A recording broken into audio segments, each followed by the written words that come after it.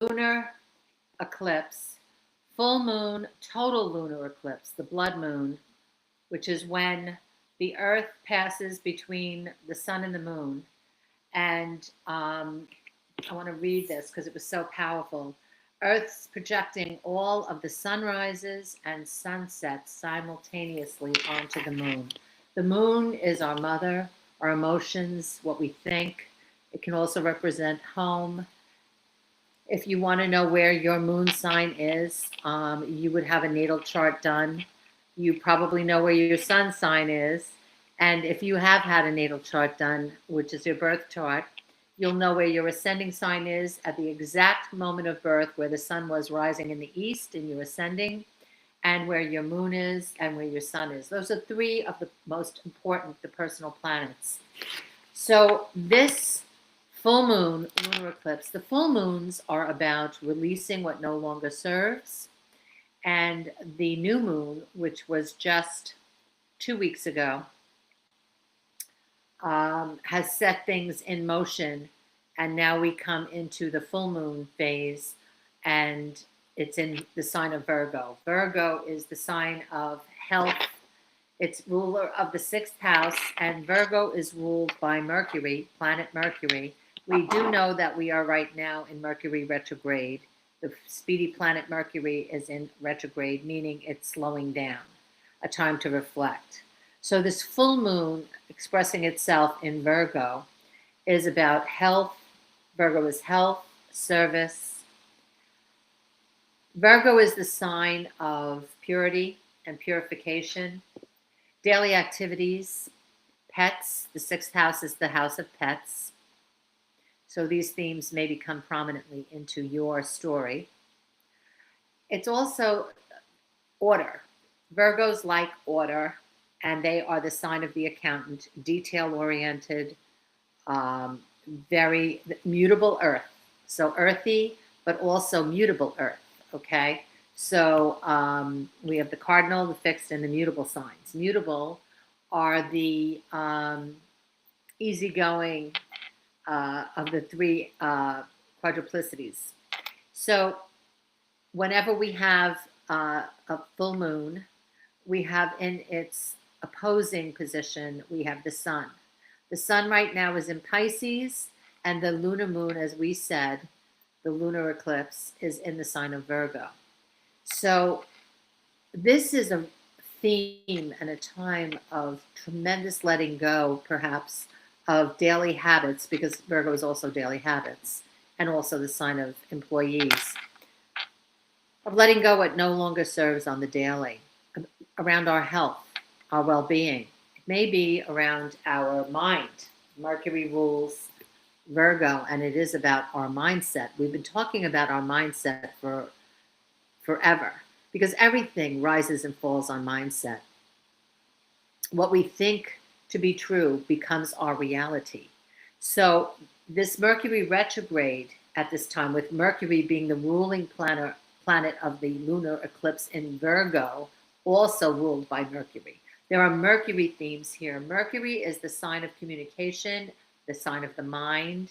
So how we communicate with others, that's our relationships, both familial as well as friendships, as well as business partners, all of our partnerships. And the people that we are closely surrounded with are reflectors or mirrors to who we are in our journey, what we need to heal and learn. And so it's a magnetic attraction of what is in front of us, we can reflect on within ourselves. So what's also very powerful and potent at this time is the north and the south nodes are points of, they're not actual planetary dignitaries, if I said that right. They are mathematic equations of the moon and represent our destiny point. The north node is our destiny point, also known as our karmic lesson. And they're called the modes or nodes of destiny. That is the north, or the dragon's head, and the south, or the dragon's tail. This dragon's tail is very powerful because it can show us about our past lives, or what we came in to really heal and learn. So if you don't know what I'm referring to in your own chart, you can have a natal chart done. You can contact me and I will run a chart for you if you want to unpack this absolutely powerful wisdom. Schedule a session with me or with any astrologer of that speaks to your to you, because this is, I really frankly haven't found anything more potent and powerful to be a map that guides in terms of potential, because we always have the power of choice and will. So the North Node is in Pisces also, sitting there with the Sun at 8 degrees still.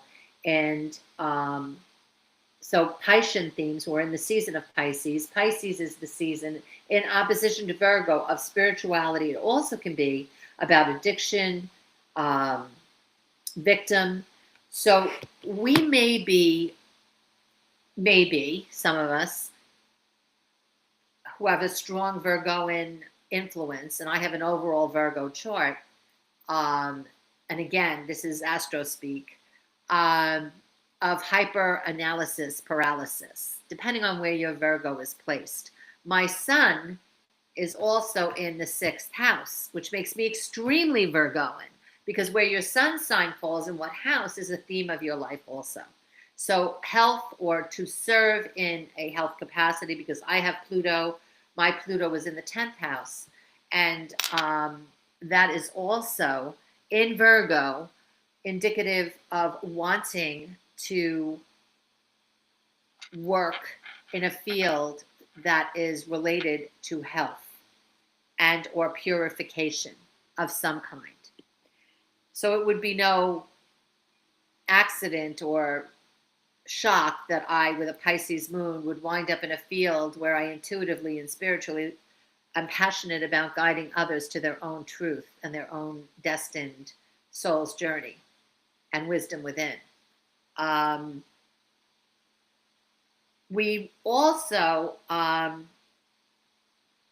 want to mention, Mercury is retrograde right now in Pisces, and it's conjunct to Venus in Pisces within 6 degrees. So you've got a stellium, that's when all the planets are aligning in Pisces, strong Piscean themes also. So you've got Mercury, the mind, communication, strong Pisces themes, the 12th or the final sign of the zodiac, with rules the 12th house of spirituality, intuitiveness.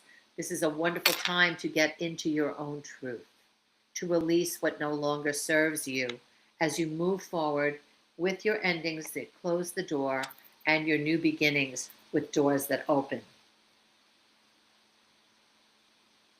I have to read something to you because this blew my mind. I've talked about the Sabian symbols written by Diana Roche. This book was channeled by Elsie Wheeler in 1925. And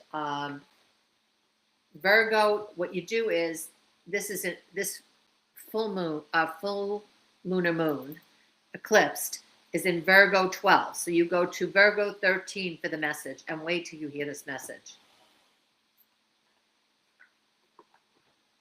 This is how prophetic some people's gifts are. A strong hand supplanting political hysteria. Keyword is power. Let me repeat that. A strong hand supplanting political hysteria. Keyword is power. So we know what's going on. Well, some of us do. I mean, and I don't I'm not following everything as closely as I should. We know that there's revolution everywhere. We know there is suffering everywhere. We know that there are geomagnetic forces. We know that there are physical things happening in the earth as Mother Gaia cleanses both natural and unnatural, as Pamela Gregory. I was listening to her today. She's just, if you want to follow somebody that's just incredible, UK astrologer with 45 years, Pam Gregory. And the theme here Okay, a strong hand supplanting political hysteria, keyword power, taking the reins. This symbol speaks to power and leadership as it is demonstrated by those rare individuals who command the respect of their fellows by bringing about stability and order when chaos and confusion are winning the upper hand. Perspective. The image of a strong hand supplanting political hysteria symbolizes direct intervention at a point of crisis, or where things have reached a boiling point after a long period of administrative incompetency. We're not just talking the current administration, the last administration. We're not just talking, we're healing thousands and thousands of years of incompetency and greed and lust and imbalance of power and misogyny. The suggestion here is that weak or ineffective leadership eventually results in confusion, fear, and anarchy. At its highest, the symbol represents exceptional administrative skill, keen judgment, and outstanding leadership. The accent today is on leadership and decisiveness. I am going to just say the invitation exists for each and every one of us to become our own sovereign guides by going within. As I always say, it's an inside job, and I just heard Pam Gregory say it the last couple of shares that she did that I listened to her on the regular, and it is an inside job. God is within us. There is nothing out here that is going to guide us to our own truth and wisdom and strength. Our higher self will do that in alignment with God's order, with divine order.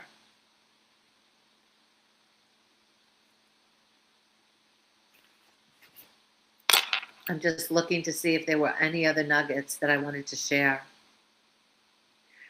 What's going on right now, there's also Black Moon Lilith, who was Adam's first wife, who took off because she said, I'm not going to be your, baby maker, mama, and do and listen to everything you have to say, Adam. See you later. And she's expressing, she's the dark side or shadow side. Dark sometimes has a certain connotation. Shadow side of us all in our charts as our divine feminine. And she's expressing in 24 degrees Sagittarius retrograde, going back over, again, what's no longer serving us and what we no longer want. And she is actually in opposition, meaning there's tension, to another, and these are stars and fixed points. I don't know which Hygeia is. I think she's a fixed star. But Hygeia, or dwarf planet.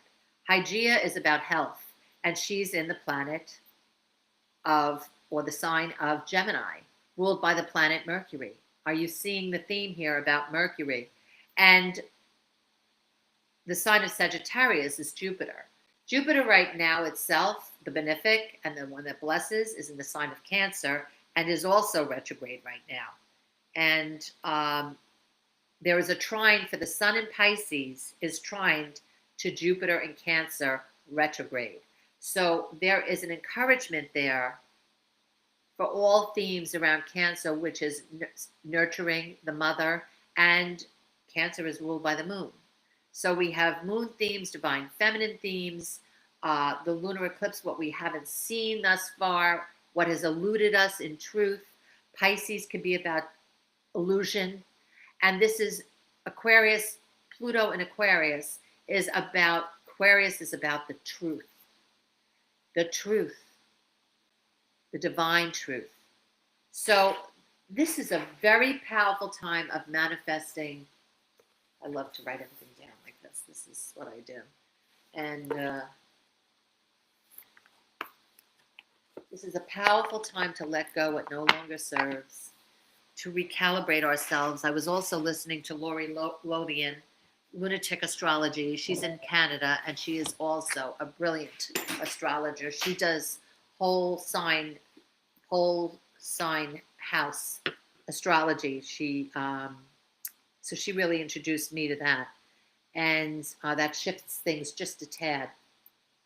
But she claims it's really the old way and an important distinction, as opposed to Placidus, which is what I was originally taught. I know other astrologers use Koch, the Koch system, or Vedic.